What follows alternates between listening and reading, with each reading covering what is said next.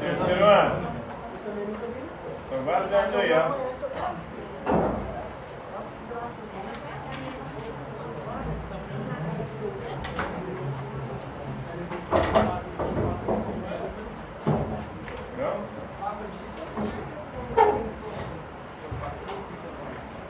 Vira para frente, faça silêncio, preste atenção aqui. Na última aula havia passado algumas questões e a gente tinha começado a correção, não é isso? Onde a gente parou aí? Qual que é a pergunta? Explique a racionalidade do real segundo Hegel. Explique a racionalidade do real segundo Hegel.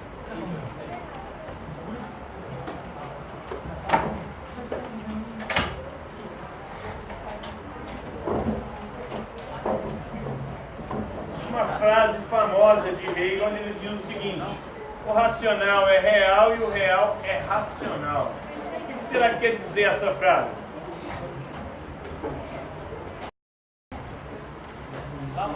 O real é racional e o racional é real.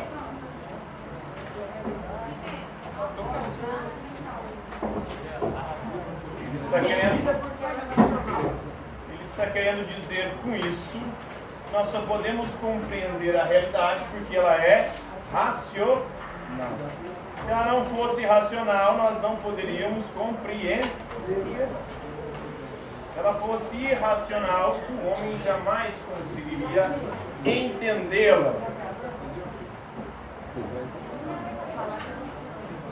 E a racionalidade é a própria realidade, segundo o Hegel. Uma espécie de paradoxo, uma frase paradoxal, que demonstra justamente a concepção dele de que a realidade ela é racional.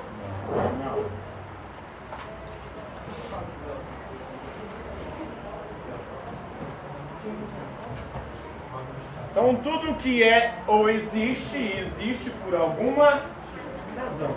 Nada é ou existe por acaso. Até aquilo que vocês acham que não teria razão ou função nenhuma de existir, existe por alguma razão.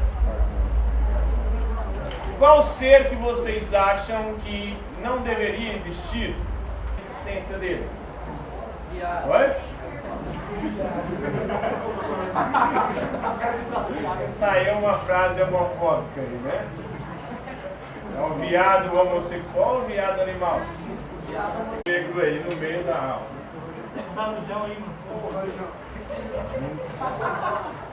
De manhã eles falaram sobre outros seres.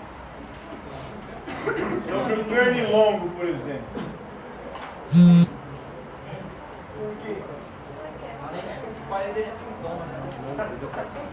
Além de chupar. Além de chupar, deixa sintomas. Muitas vezes transmite doenças, né?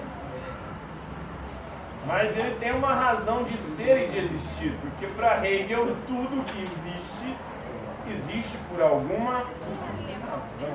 Tudo que é por alguma razão. Nada é por acaso. As baratas. As mulheres sofrem com as baratas, né? Até os homens, né? Um ser completamente aleatório, aparentemente. Você vê ele andando, você acha que vai se resumir aquilo, de repente a coisa voa. E um voo completamente atabalhoado. Você não sabe qual que é a direção para onde vai. Mas, para Hegel, tudo isso tem uma razão de existir. Qual seria a razão de existir das baratas? Dos mosquitos?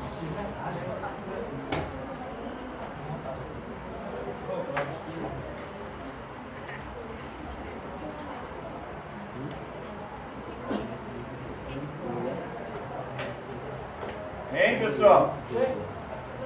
Qual que é a razão de ser desses seres citados?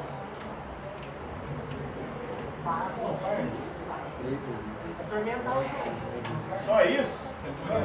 Será que eles não cumprem uma função dentro de um ecossistema?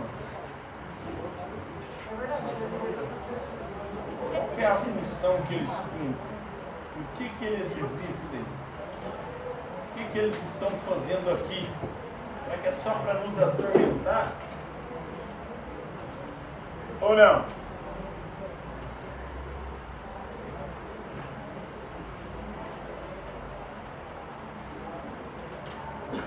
Coragem no ânimo de vocês é empolgante.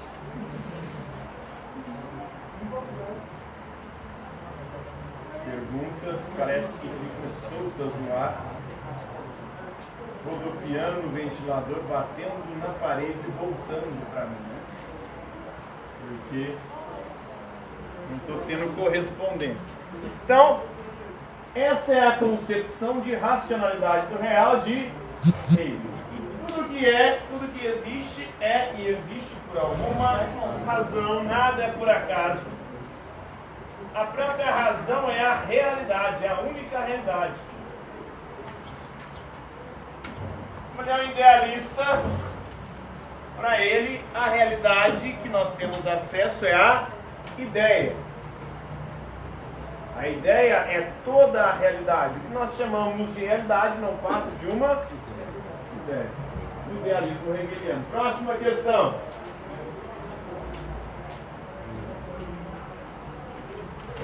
Próxima questão. Explica o movimento dialético hegeliano. É hegeliano. O nome dele é Friedrich Hegel. A pronúncia, né? Escreve Hegel, mas é Hegel. É por isso que quando se reuniram ele, o Marx e o Comte, o que o Comte falou para o Marx?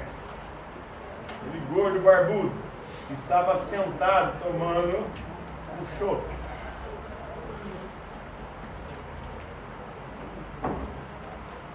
Não sabem? Cuidado, Marx, pois está aparecendo o seu Hegel.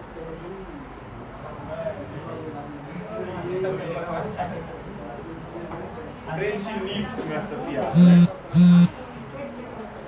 Então, o movimento dialético.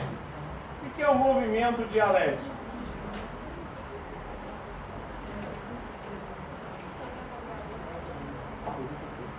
O movimento dialético hegeliano diz o seguinte: a contradição de ideias é o motor da história.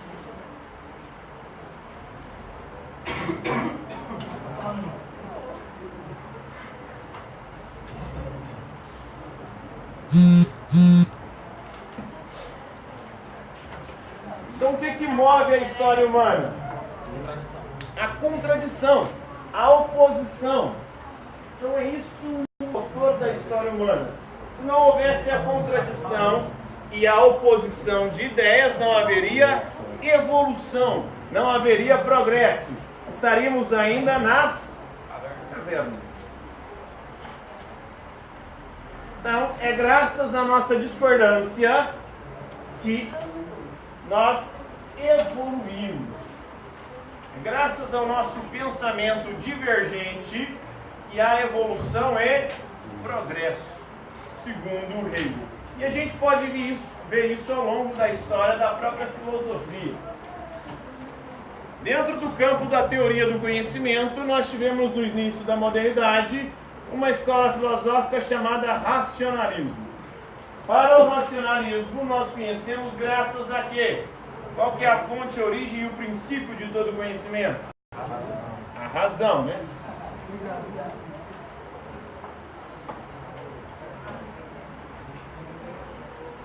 O racionalismo seria então a ideia tese.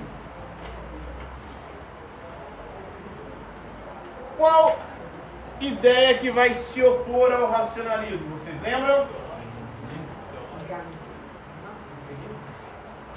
O idealismo vai ser um desdobramento do racionalismo. O idealismo é uma forma de racionalismo.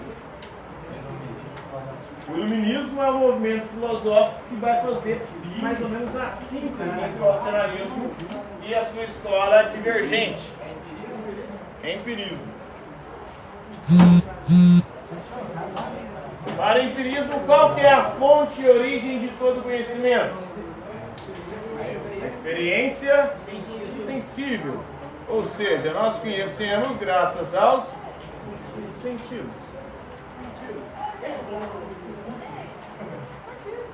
Então, o empirismo é a antítese, ou a antitese do racionalismo. E quem vai fazer a síntese disso tudo aqui? No movimento dialético de oposição de ideias, surgirá o apriorismo kantiano.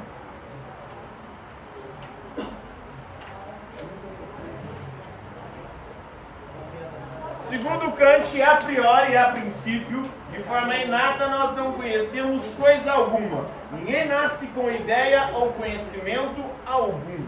Mas nós nascemos com a capacidade de sentir e de compreender as coisas. Então, o que é inato em nós? O que é a priori no ser humano?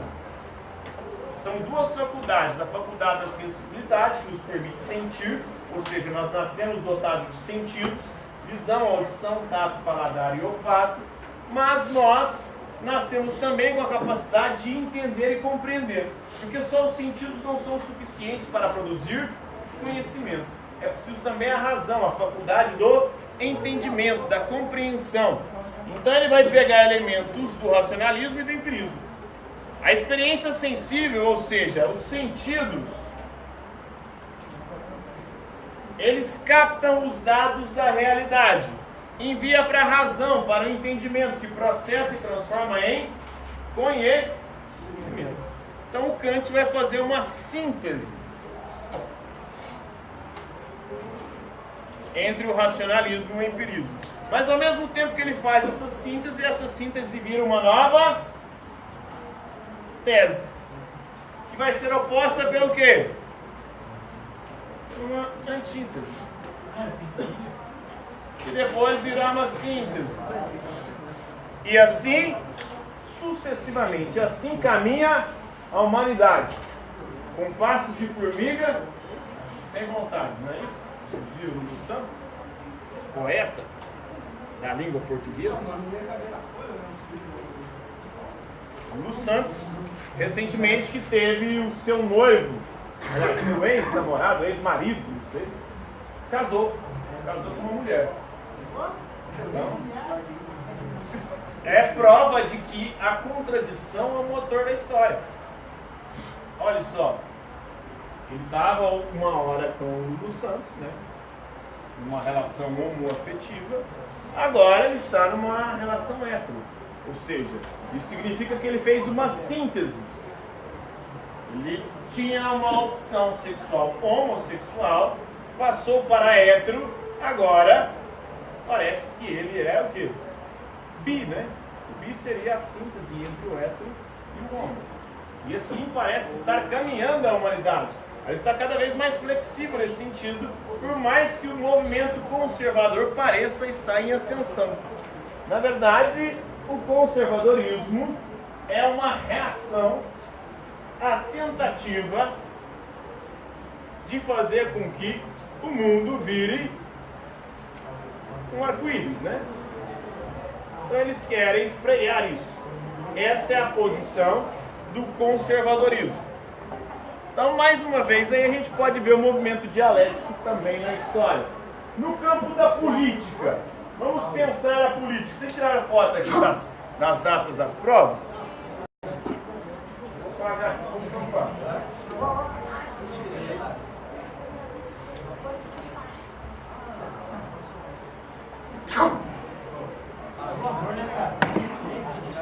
No campo da política, a gente pode ver também o movimento dialético de Hegel. Vocês lembram de Hobbes, Thomas Hobbes? O Hobbes, ele defendia o absolutismo. O que é o absolutismo? A ideia absolutista.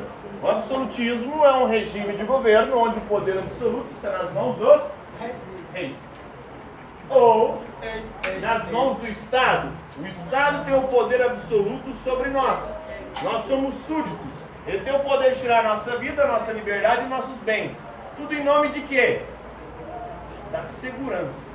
Para garantir o mínimo de paz e segurança, o Estado pode tirar a nossa vida, pode tirar a nossa liberdade ou pode tirar os nossos bens. Ele tem esse poder absoluto sobre nós. E aí surge quem? Quem vai se opor ao Hobbes? Qual que é a antítese do absolutismo? A antitese. O liberalismo de John Locke. Para John Locke, o Estado não pode ter um poder absoluto sobre nós. Pelo contrário, o Estado é o nosso servidor. Não é nós que existimos para servir ao Estado, mas o Estado existe para nos servir. E o que o Estado tem que garantir? Justamente 3 direitos básicos. Quais são os direitos naturais básicos, segundo John Locke, que o Estado deve garantir e que, se ele não garantir, ele pode ser dissolvido e o povo pode eleger outro governo em seu lugar? O direito à vida, todo mundo que nasce tem o direito de viver. O direito à liberdade, todo mundo que nasce livre, não pode ser escravizado, nem pode ter a sua liberdade surrupiada. Ele defendia também as liberdades, liberdade que não existia no absolutismo. Não existia liberdade de expressão no absolutismo. Por quê? Se falasse algo que desagradasse o rei, você poderia ser preso, morto ou perder os seus bens. Você não tinha liberdade de religião, você tinha que seguir a religião do rei. Se você seguisse outra religião, você podia ser morto, preso ou perder os seus bens. Não tinha liberdade política, você não podia defender a substituição dos governantes e nem participar do processo político. Se você tentasse fazer isso, podia perder a sua vida, a sua liberdade, os seus bens. Só poderia comercializar com quem o rei determinasse, portanto não tinha liberdade econômica.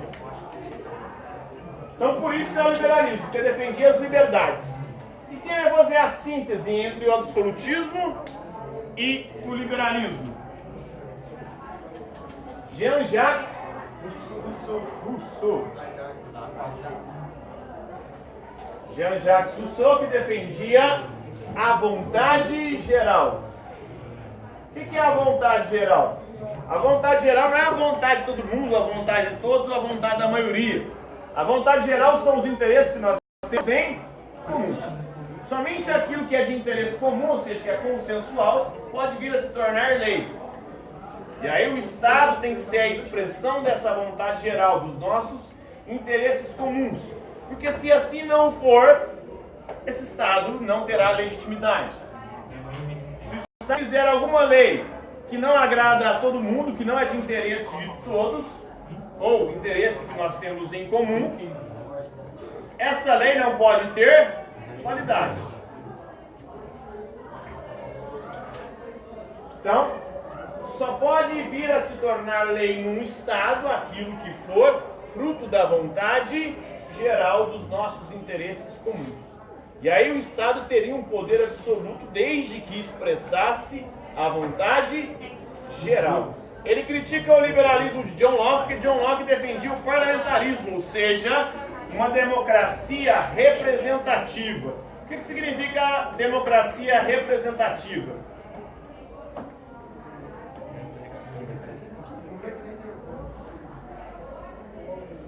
Democracia representativa é a democracia onde o povo elege os seus representantes. Para Rousseau, o único representante do seu interesse é você mesmo. Ninguém mais pode representar o seu interesse.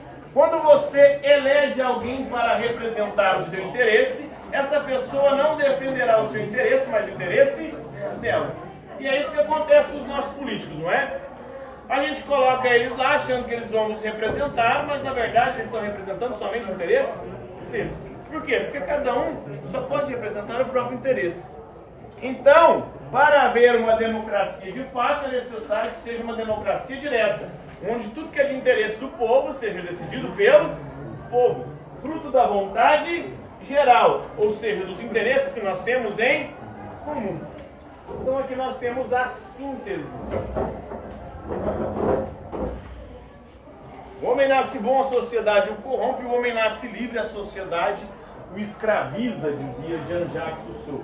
Por isso é necessário recuperarmos a nossa bondade e a nossa liberdade, que foram surrupiadas por uma sociedade corrupta, né? E aí nós temos um pouco da expressão do que é um movimento dialético. Ele vai falar que esse movimento acontece inclusive na própria natureza. Como é que funciona a natureza? Vamos pegar o exemplo ali, ele pega o exemplo da semente. A semente tem que deixar de ser semente para se tornar o quê? Um brotinho. Depois uma planta, né? A planta tem que deixar de ser planta para fazer o quê? Para dar o botão, não é? Aí ela tem que deixar de dar o botão para virar uma flor. E depois tem que deixar de ser a flor para se tornar uma fruta. Não é isso? Não é assim que funciona? Homem feminino. Oi? Homem feminino. É a natureza. A natureza funciona assim. Depois a fruta tem que deixar de ser fruta para se tornar semente, que vai dar origem a uma nova planta. E assim sucessivamente. Esse é o movimento dialético. Vocês estão aí na juventude. Para chegar nessa fase da vida de vocês tiveram que deixar de ser criança. Vocês continuam sendo crianças? Muitos continuam, né? Tem gente que parece que não evoluiu. Quem não supera os momentos anteriores não evolui, não progride. E a humanidade só progrediu por causa da sua posição de ideias. Próxima questão.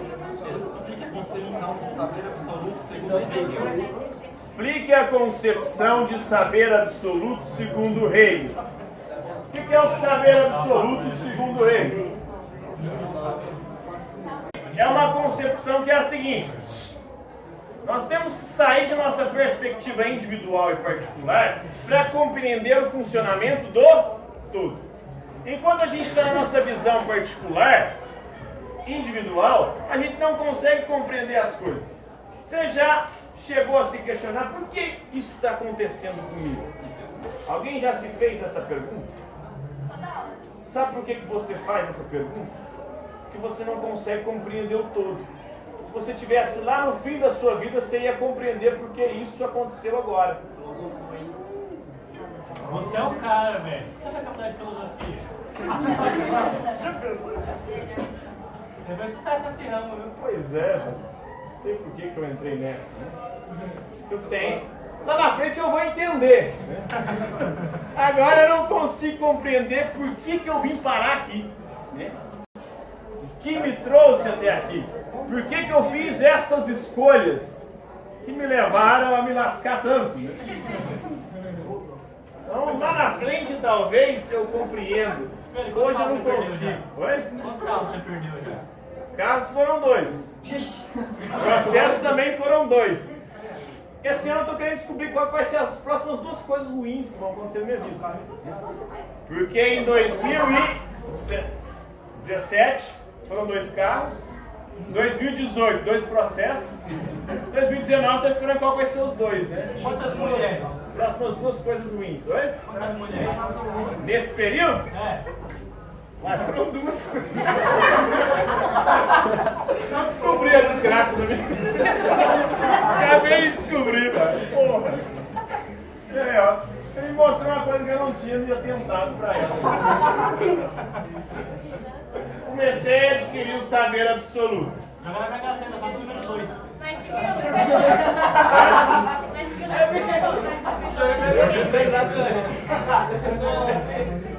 então, é isso. Talvez seja isso, né? Você não busca. Eu não acabar com a minha vida assim. Fala fácil, né, mano? Segundo lugar. Continuando. Saber absoluto. O que é o saber absoluto, então? É você sair dessa posição individual, onde você não consegue compreender o todo. E aí você não consegue entender que há uma identidade. Ser é igual a pensar. Tudo que você pensa existe. E a primeira condição para que algo exista é primeiro, ele poder ser pensado. Se algo pode ser pensado, aquilo também pode existir na realidade. Se não pode ser pensado, não pode existir. Vamos pegar um exemplo para clarificar isso. Se é possível pensar em X-Men, é porque é possível existir X-Men. Imagine, se você consegue pensar, é porque é possível existir. Agora, pensar num triângulo quadrado.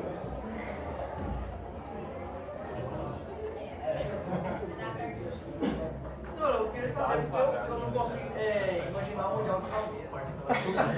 Pois é, porque não existe, velho. É impossível. É algo inconcebível.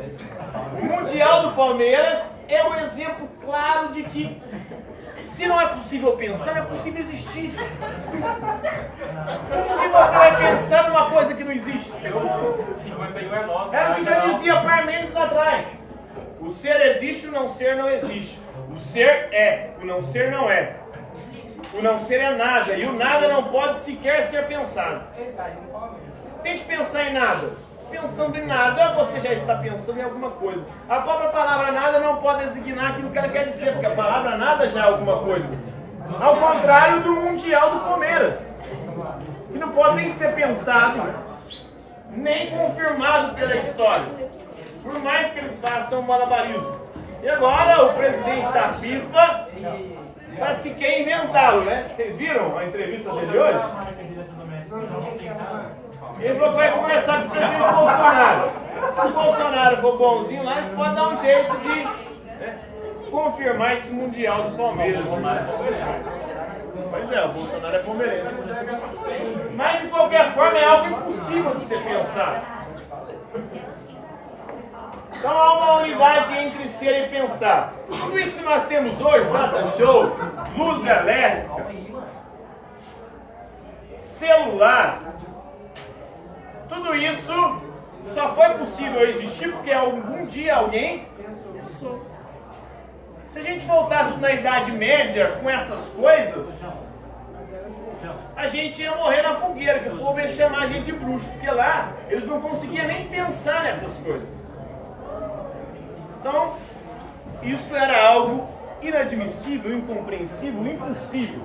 Só se tornou possível porque alguém pensou. Então, a ideia, o pensamento é o princípio criador de toda a realidade. Eu só faço a mesa porque antes eu pensei na mesa que eu iria fazer. Eu só fiz a escola porque antes eu pensei o projeto daquilo que eu iria fazer. Não há uma unidade entre ser e pensar. A ficção científica é ficção hoje. No futuro vai se tornar realidade. Porque se for possível pensar, for possível também, será possível existir. E já existem, por exemplo, os transgênicos. Os X-Men são os transgênicos humanos. Imagine se liberarem a pesquisa. Atualmente é proibido pelos conselhos de bioética mundiais fazer a experiência genética com o ser humano. Mas imagine um futuro onde comece a fazer isso. e comecem a produzir seres humanos híbridos. Os caras inventaram a Capitão América, velho. Oi? Os caras inventaram a Capitão América. Capitão América, se é possível pensar, é possível existir.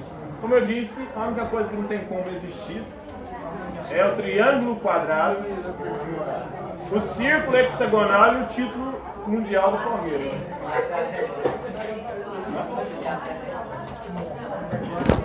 Então por hoje é isso aí, galera.